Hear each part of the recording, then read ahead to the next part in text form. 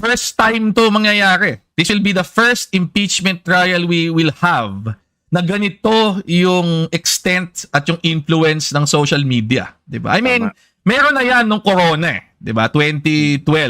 Pero not to the extent na meron tayo ngayon, 'di ba? Na talagang halos na-supplant na o na-displace na ng social media ang traditional media as primary source ng news and information ng madami nating kababayan, di ba? So, ako tingin ko, talagang yung binabanggit mo na magiging battleground ng social media sa pangungumbinsi sa mga tao on kung ano man yung dapat nila maging pananaw sa impeachment trial na ito at yung mga iba't ibang issues na lalabas, talagang magiging matindi na dito sa panahon na ito.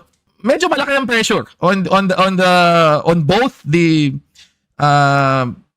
House prosecution team kasi sila yung unang magsasalita dito as well as yung mga senator judges.